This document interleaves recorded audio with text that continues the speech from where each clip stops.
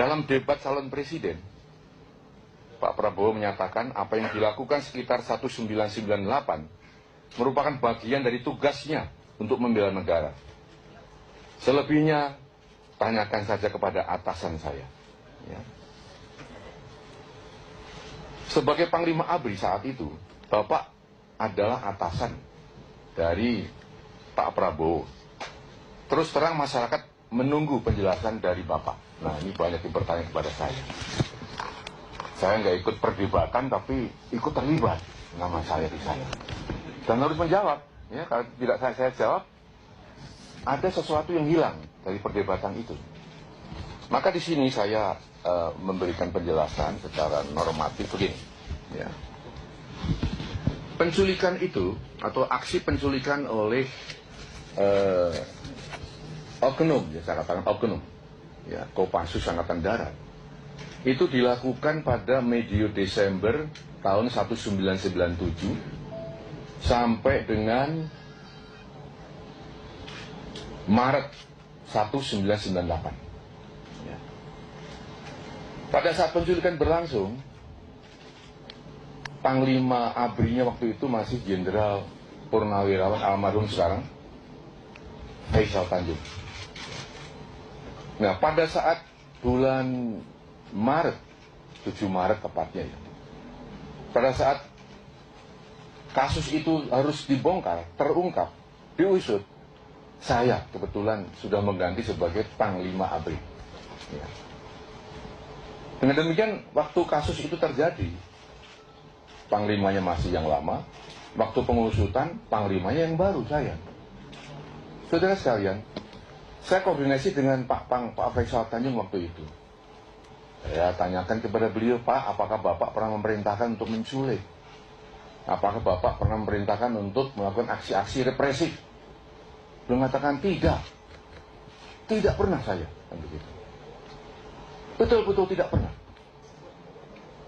Saya pun mengatakan saya juga tidak pernah. Saya melanjutkan kebijakan ABRI waktu itu menghadapi mahasiswa, aktivis, demonstran dengan cara-cara persuasif, dialogis, komunikatif, bukan dengan cara-cara represif. Cara-cara kekerasan dan represif hanya digunakan apabila terpaksa dan betul-betul atas perintah Panglima. Itu. Ya, dengan demikian maka saudara-saudara sekalian, ya, tidak ada kebijakan dari pimpinan TNI atau pimpinan ABRI yang ekstrim waktu itu untuk memerintahkan melakukan penculikan, tidak ada. Dan pada saat saya dialog dengan Pak Prabowo Subianto saat itu, pada saat saya menanyakan kenapa melakukan hal itu, maka saya yakin bahwa itu dilakukan atas inisiatif sendiri, atas dasar analisis keadaan yang berlaku saat itu. Ya, ini ada di Kompas juga sudah ditulis. Ini sudah saya laporkan juga kepada Pak masyarakat. Jadi bukan hal baru ya. Mungkin bagi wartawan yang waktu itu masih umur 5 tahun ya, sekarang nggak tahu ini. Tapi ini ada ya. Di sana dianggap ini hal yang baru. Ini jelas hasil analisis pribadi, bukan perintah Panglima ABRI, bukan perintah atasan beliau. Ini supaya jelas ya. Kembali tadi ini hanya pembenaran dari apa yang sekarang simpang siur itu. Ya. Mantan Panglima ABRI Wiranto menegaskan mantan Panglima Kostrad Letjen Prabowo Subianto diberhentikan dari jabatannya karena Dewan Kehormatan Perwira atau DKP yang dibentuk tahun 1998 berkesimpulan yang bersangkutan terbukti terlibat dalam kasus penculikan aktivis tahun 1998. Saya tidak ingin terjebak kepada perdebatan istilah. Ya. Saya tidak ingin saling mengotot hanya mempermasalahkan istilah dengan hormat atau tidak dengan hormat, diberhentikan atau dipecat. Saya akan mencoba untuk masuk di wilayah normatif, kausal, normatif sebab akibat.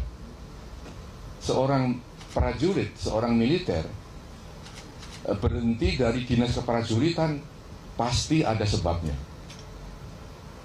Ya. Diberhentikan dengan hormat, sebabnya karena sudah habis masa dinasnya.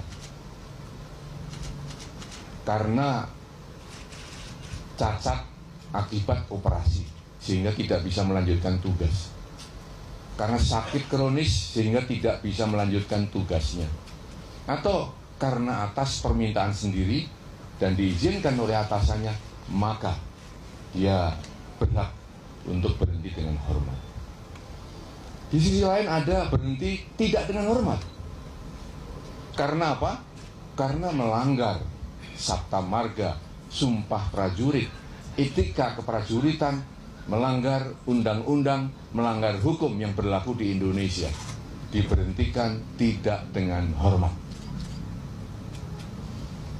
Maka tatkala Pak Prabowo Subianto waktu itu sebagai Letnan Jenderal, sebagai Panglima Kostrad, nyata-nyata oleh Dewan Kehormatan Perwira telah dibuktikan bahwa beliau terbukti terlibat dalam kasus penculikan, ya, maka tentu diberhentikannya itu sesuai dengan norma yang berlaku.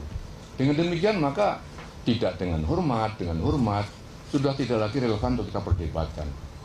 Ya, karena sudah jelas bahwa sebabnya jelas, berhentinya jelas. Terpulang kepada masyarakat untuk membuat istilah yang bagaimana. Tapi itu yang penting. Jangan terjebak kepada istilah, tapi kita masuk kepada